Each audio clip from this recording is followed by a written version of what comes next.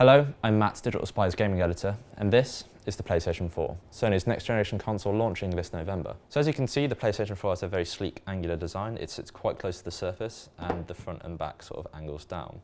On the front, you have your standard sort of disc port. Again, it accepts Blu-rays like the PlayStation 3. A couple of USB ports. The power button is here. If you press it, as you can see, there's sort of a light that comes across the top. This is the standby light, which is white, and it will be blue when the device is actually on. Towards the back, it has its usual sort of gubbins. It has like the HDMI port. It has sort of a power cable, as well as loads of fans to keep the device cool. This is the PlayStation 4's controller, the DualShock 4. As you can see, it's quite different to previous DualShock models. So here it is compared directly to the PlayStation 3. So the DualShock 4, as you can probably tell, is a little bit more rounded and as a result easier to and more comfortable to hold. Elsewhere, it's got obviously a number of significant other differences. So here is a touchpad. This doesn't display any data. It's not like a touchscreen at all. So think of it like a laptop's touchpad, so you can sort of like use it to navigate menus, and it also clicks in. Elsewhere, there's a speaker here that sort of emits sound.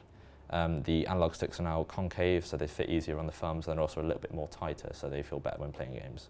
The start and select buttons are now removed, so now you have a share and an options. The share, you press at any time to share screenshots and share video.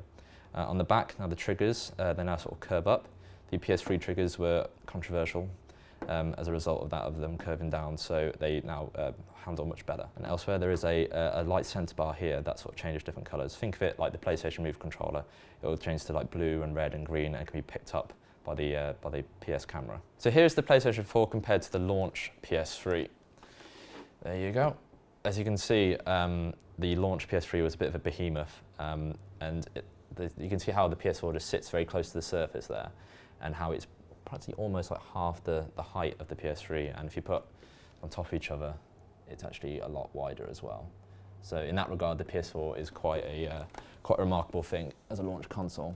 So the PlayStation 4 launches this November 15th in North America for $399, and November 29th in Europe for £349.